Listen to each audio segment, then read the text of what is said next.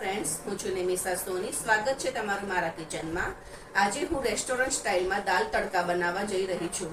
દાલ તડકા બનાવવા માટે મેં મગની મોગરની 1 વાટકીની દાળ અને ચણાની દાળ 3 થી 4 મોટી ચમચી લીધેલી છે. તેને મેં 30 મિનિટ પહેલા પલાળી રાખી હતી. હવે તેને આપણે કુકરમાં લઈ લઈશું. અડધી ચમચી મીઠું, થોડીક એવી હળદર અને 1 થી 2 મોટી ચમચી જેવું તેલ એડ કરી દઈએ આપણે તેની અંદર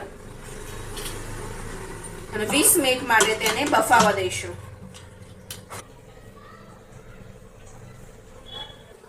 કુકર નીચે ઉતારી દો, ખોલી દઈએ.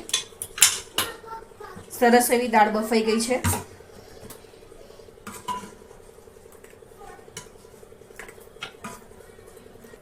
કઢાઈ મૂકી છે, 1 ટેબલસ્પૂન તેલ મૂક્યું છે. જીરું એડ કરીએ. જીરું સંતળાય, લસણ મરચાંની પેસ્ટ એડ કરું.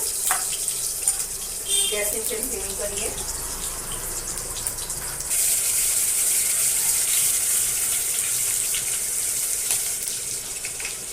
મીઠા લીમડાના પાન એડ કરું.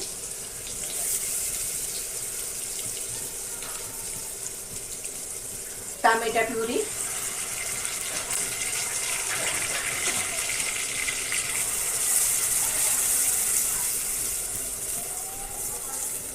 એક ડુંગળીની પ્યુરી કરી હતી એ પણ એડ કરી દઈએ. તેલ છૂટું થાય ત્યાં સુધી આપણે તેને સંતળાવવા દઈશું.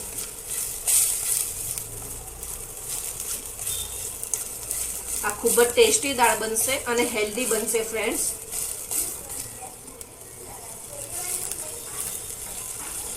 સરસ એવું કિનારમાં થોડું તેલ છૂટું પડવા લાગ્યું છે ત્યારે જ આપણે તેની અંદર મસાલા કરી દઈએ.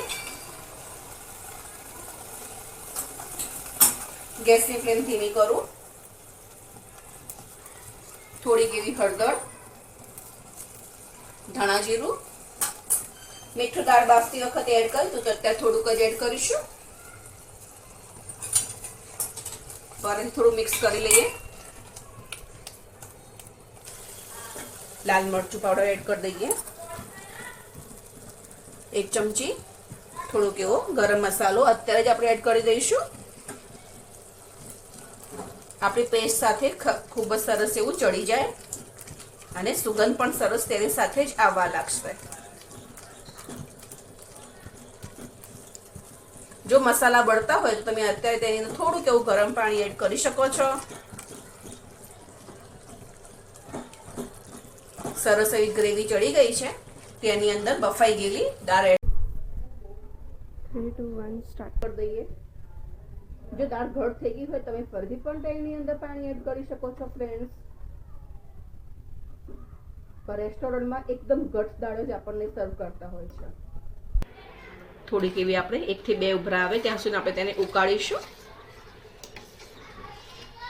અને તમે અત્યારે થોડું ટેસ્ટ કરીને મસાલા માઇનસ પ્લસ કરી શકો છો.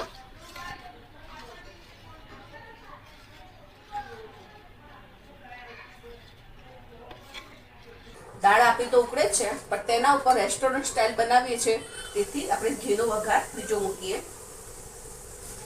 2 ચમચી જેવું ઘી લીધેલું છે મેં. થોડાક લસણ મરચાં તેની અંદર બી કકડાઈ દઈએ.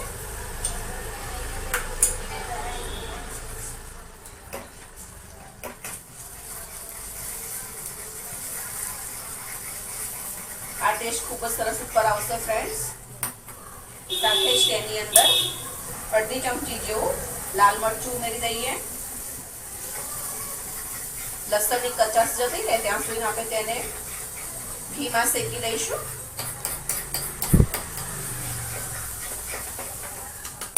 ગેસની ફ્લેમ બંધ કરીએ અને ઉપર લઈ લઈએ. રેડી છે આપણી દાલ તડકા રેસ્ટોરન્ટ સ્ટાઇલમાં. આ દાળ તમે 4 થી 5 વ્યક્તિને સર્વ કરી શકો છો. મારી ચેનલને લાઈક, શેર, સબસ્ક્રાઇબ ચોક્કસ કરજો friends. Thank you for watching.